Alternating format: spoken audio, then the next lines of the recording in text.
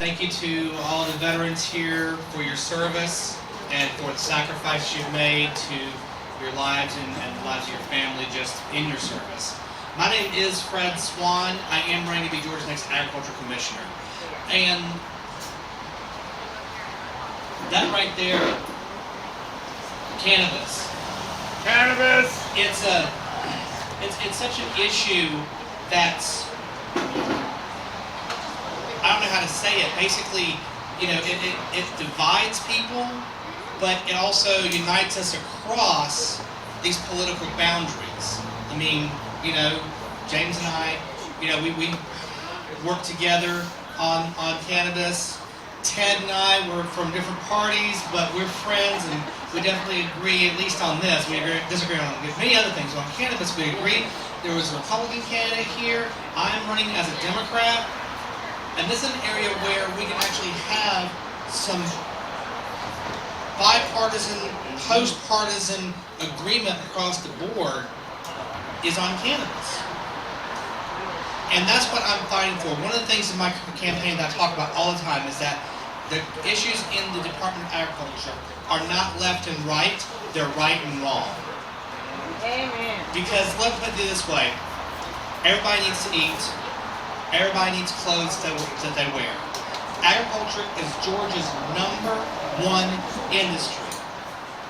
So you tell me why Georgia's #1 industry cannot also be responsible for providing medicine to our communities, providing food to our communities, providing corruption, clothes to our community, for providing paper to our community. One of the things that I talk about as Democrat is, how many ways in which agriculture touches so many of the things that my party cares about. But let's talk about health care. Cannabis is health care. So that's why we should be growing it more. We should be growing marijuana and hemp. Those are, yes, legal distinctions and not real distinctions. Because it's all one plant. But we should be growing more hemp, especially because hemp does so many other things. It creates fuel, as Aviva loves to talk about. It creates paper. It creates hemp and clothing, so we're not growing so much cotton. But it's also great for the environment because it's a carbon sequester, especially if you use hemp for building material. Then it's going to suck all that carbon out of the air, and then it's going to store it in that building material for maybe 50 years. So then you are helping reverse greenhouse gas emissions and climate change just by growing your own medicine, growing your own food, growing your own clothes. But also it's a really great what they call phytoremediator. And all that means is a plant that heals soil. And that's what it does. It can actually pull heavy metals and toxins out of the soil. They're actually testing it right now to see if they can actually use it to clean up these Superfund sites because it can pull out heavy metals like copper and cadmium and a few other things and store it in the leaves. Now, obviously you can't eat it, you can't wear it, but maybe we can use that for building materials. Maybe we can use that for paper, especially wrapping paper. We're approaching the holiday season, so why can't we wrap our gifts in biodegradable, renewable hemp wrapping paper? And in Georgia, why aren't we processing more hemp? The reason is because the laws here in Georgia are so restrictive. And I've been lobbying for a long time, ever since the 2018 Farm Act was passed in Congress and descheduled hemp and sent it down to the states. Well, each state's supposed to create their own regulatory regime. Well, the one in Georgia, pardon my language, it sucks. It really, really sucks. Let me tell you something about being a processor. Let's say you want to be a processor here in Georgia. You have to pay a $25,000 per year permit fee in order to be a processor. Aviva did an interview with the Florida director of cannabis. And when she told her that, she was like, how can anybody stay in business? And I'm like, yeah, guess what? We only have 9 processors in the entire state. And it's not because they're necessarily walling people off and saying you're not allowed to. They're creating an artificial barrier of this fee so that only the big guys can get in. Meanwhile, in places like Florida, the fee is $600. I heard in North Carolina, it's $200 to grow, process, and retail for 2 years. But here it's $25,000. Here's another crazy thing that our current hemp laws state. Currently, right now, you cannot get a license to grow. You need a license to grow, first of all. I don't need a license to grow mushrooms. I grow mushrooms. I don't need a license to grow mushrooms, but you need a license to grow hemp, first of all. You cannot get a license to grow or a permit to process if you have a misdemeanor drug conviction in your history. Not even a felony. That's not even like you're trafficking. Like you literally got caught on the corner with a dime. That's it. You did that when you were 19. You paid your debt to society, which shouldn't have been a debt to society. We'll get into that.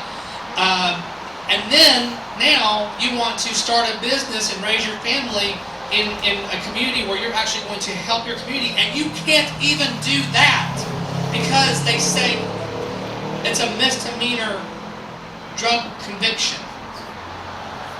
So, guys, there's a lot that's wrong with our current hemp laws. There's a lot that's wrong with the fact that the marijuana prohibition is wrong. The fact that the only THC you can have is low THC oil is wrong. The fact that so few companies are even allowed to do the low THC oil growing and processing is wrong. The fact that those permits were doled out behind closed doors and nobody knows how those decisions were made, although we know it was a bunch of good old boys stuff. It's one of those things, I don't have any proof, but I know that it was the good old boy system at it again.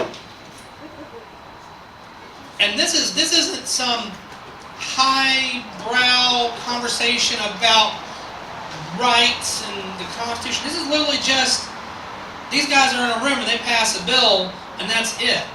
And we need more people like you to stand up and tell them, no, you're not going to take this from me.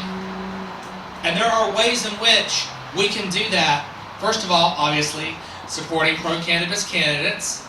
Please visit fredforgeorgia.com and facebook.com/fredforgeorgia. But also, right now, the General Assembly is in special session for the redistricting maps, which is a total fiasco in and of itself. But then in January, they're going to be back in regular session. And I happen to know that the hemp bill is going to be opened back up, at least in the Senate. So that means that there's going to be hearing, or at least a hearing in the Senate Ag Committee meeting. Guess what? Those are public. You can just go to those. And they have public comment. If you go early, you sign up, and then you stand at the podium. You tell them why the law needs to be changed. And if they have enough of us, then they start to get scared. Because that's been the problem. I've been in that room. It's a few of us. We're very passionate, and they're like, yeah, fine. I'll tell you what, when they get some South Georgia farmers in there who are saying, my family's been farming for generations, and I can't grow hemp with these laws. I've got a cotton gin that I've been running, but I can't process hemp with these laws. I can't stay in business. That's when they start getting a little nervous. When they get a bunch of people like you who are just passionate but everyday people who stand up and say, I didn't elect you to do this. I want there to be more free grow. I want hemp. Why isn't hemp like any other crop? I can grow tomatoes in my backyard. I can also start a tomato farm. I should be able to grow hemp in my backyard. And I should be able to start a hemp farm. What's the difference? And let's talk about marijuana and THC. I should be able to grow that in my backyard and start a marijuana farm. Amen. Because it's medicine. But guess what? Even if it wasn't medicine, even if the people just want to get high because they like being high, guess what? They should be able to do that too. Because if I can go in Gold Drops right now and get a shot of courage with my coffee. Perfectly legal, perfectly fine. Nobody says a word about it. But if I want to just light up right here and there's law enforcement around, I'd be in trouble. That's not right. And I'm sorry, but somebody needs to say it. It ain't right.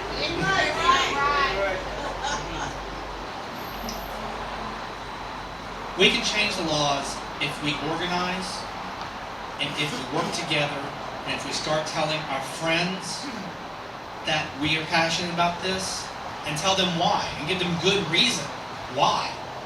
It is about healthcare. It is about being able to have a better environment.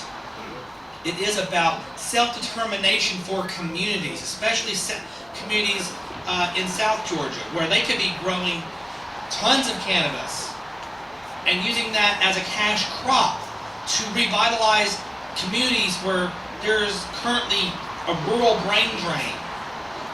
We could actually use this crop to revitalize rural communities. We could see a rural renaissance, and it could start with cannabis if we'll just get out of the way and get. I bet Ted Little's going to love this. Get government out of the way, right? And this is from a Democrat. I'm saying this is a place where we can have common ground on this issue. There is no reason for political differences to divide us. Now, this is a political issue. You've got to make laws about it. And honestly, when you've got the pharmaceutical industry padding folks' wallets, when you've got, honestly, the alcohol industry padding people's wallets because they don't want to compete with different intoxicants. Private prisons. When you've got the private prison complex padding people's wallets because they want to send more people to jail. Yes. That's part of the reason why the misdemeanor is there. Yeah. When you've got all these people padding all of these pockets, suddenly the interests of us gets drowned out. And that's why we have to keep telling our truth.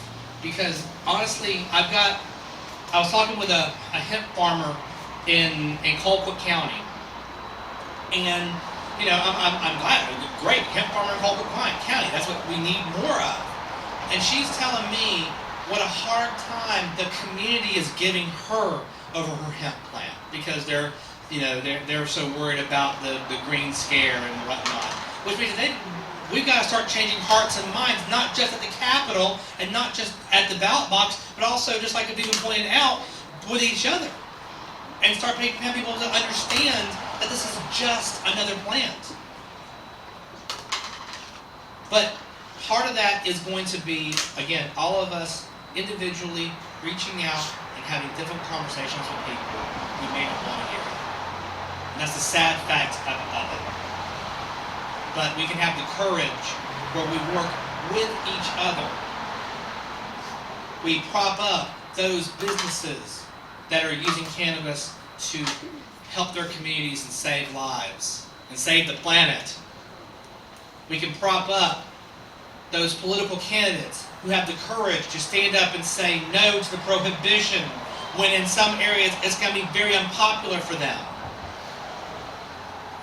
And we can have the courage to reach out to our friends and family and neighbors and tell them we need change, we need it now, and we no longer have the luxury of waiting. I know you guys have been listening to a lot of speeches today, and I do want to talk a little bit about veterans before I go. And I believe that cannabis is a medicine that can be helpful for veterans, for PTSD, depression, anxiety, but also those who haven't served, who still have those mental illnesses. I'd rather see them use THC and psilocybin rather than taking drugs from the pharmaceutical industry with all their side effects and horrible physiological addictions. But I'd also like to see Georgia working to help more veterans get into agriculture. Agriculture can be an occupational therapy for many veterans suffering from PTSD and from depression. It's honestly, other than the stress of having to go to the market all the time, with your crops, it's a very peaceful way of life. And it's not easy to get into farming. I'll go ahead and tell you right now, myself having done it, it's not easy. And I think that we should have leaders who want to break down the barriers that exist so that people can live the kind of lives they want to. I want to see Georgia work to make more communities friendlier to farming, more communities friendlier to growing themselves instead of everybody rushing to Atlanta for opportunity. I want to see opportunity in Colquitt, in Cairo, in Clayton, and in other places. And agriculture can do that. Agriculture is Georgia's #1 industry. And I'll say that over and over and over again because people will say it like they're proud, and they should be, but also we should be ashamed because we're not using it to its fullest extent. Not enough people have access to this industry because they are boxed out by the big ag, industrial ag conglomerate.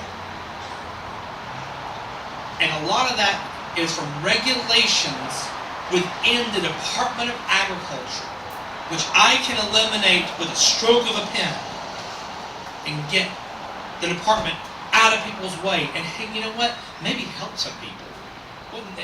Wouldn't that be quite a thought? But we can get veterans into farming. We can make it an actual program where we're trying to help them both reintegrate into their society and find their place within their community. We know the problem. We just have to have the political will to stand up and finally say it's not right that so many people are kept out of this industry. It is not right that we don't have enough veteran farmers growing hemp, growing marijuana, creating their own medicine, being a part of their own communities. And it's not right